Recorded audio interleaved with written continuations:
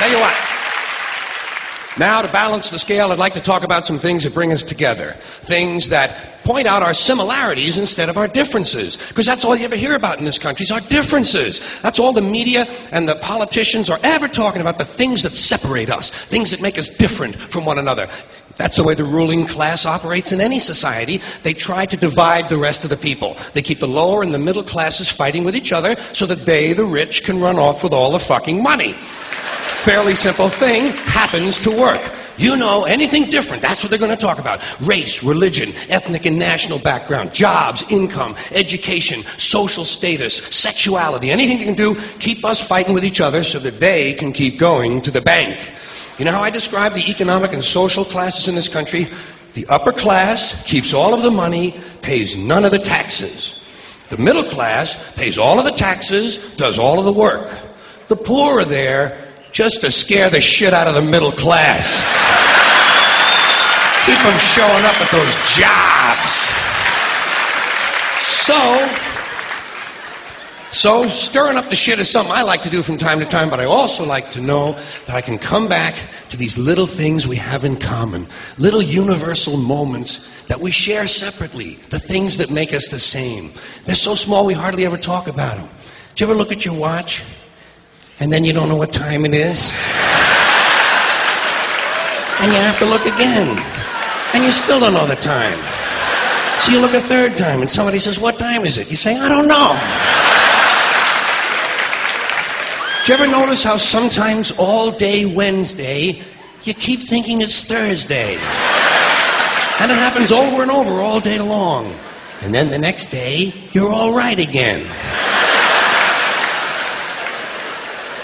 Do you ever find yourself standing in one of the rooms in your house and you can't remember why you went in there?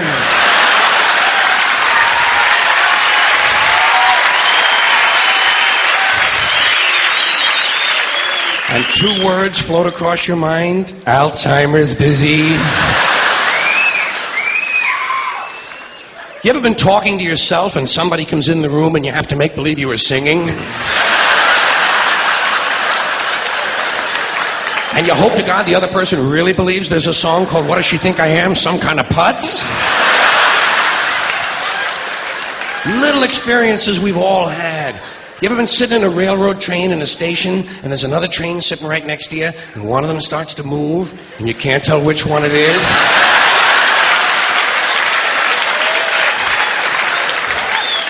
How about when you're out on a small boat on a windy day? You ever been out rocking back and forth for 3 or 4 hours trying to keep your balance? Rough seas, little boat. Then you get back into the shore and you're standing on the dock and you could swear there was something inside of you that was still out there rocking.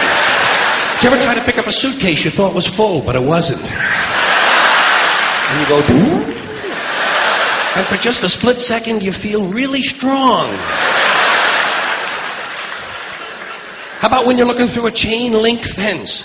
Did you ever notice if you're just the right distance from a chain link fence, sometimes it seems to go,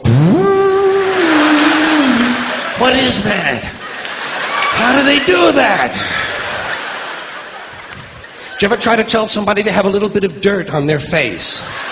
You can never get them to rub the right spot, can you?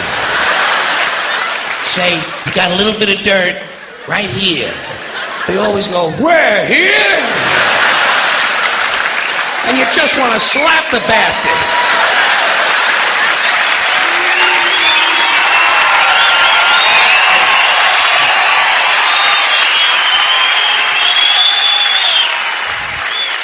Do you ever notice how awful your face looks in a mirror in a restroom that has fluorescent lights?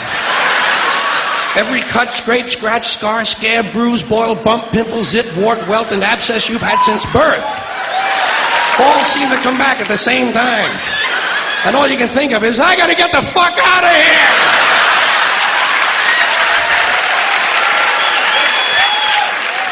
Do you ever notice sometimes when you're walking with your arm around your date, one of you has to change the way you're walking? Men and women don't walk the same. One of them has to change. Either the man has to walk like this,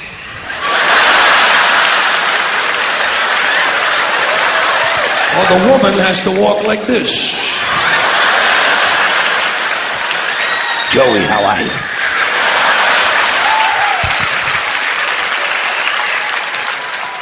How about when you're going up a flight of stairs and you think there's one more step? And you go... And then you have to kind of keep doing that, you know? So people will think it's something you do all the time. I do this all the time. It's the third stage of syphilis.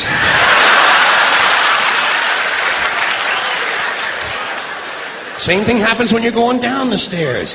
You could swear there was one more step. Holy shit. My hips are in my chest.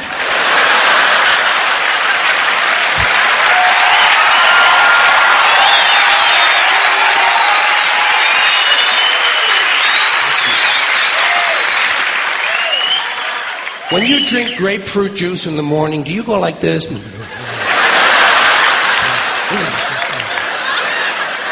I do too. Why do we drink it? It's like ice cream throat. You know when you've been eating ice cream too fast and you get that frozen spot in the back of your throat, but you can't do anything about it because you can't reach it to rub it? You just have to kind of wait for it to go away. And it does. Then what do? Eat more ice cream! What are we, fucking stupid?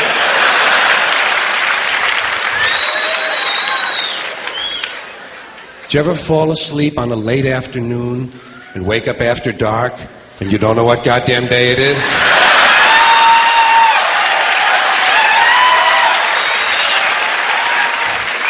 Like when you have your head on the pillow. Do you ever notice when you have your head on the pillow, if you close the bottom eye, the pillow is down there. Then if you switch eyes, the pillow moves up there. Whoa, holy shit, Dave, look at this. The mystery of the moving pillow. I think it's related to the chain link fence mystery myself. Do you ever have to sneeze while you're taking a piss? It's frightening, isn't it? It's frightening because actually you can't do it. It's physically impossible to sneeze while pissing. Your brain won't let it happen. Your brain says, stop pissing! We're going to sneeze now! Because your brain knows you might blow your asshole out.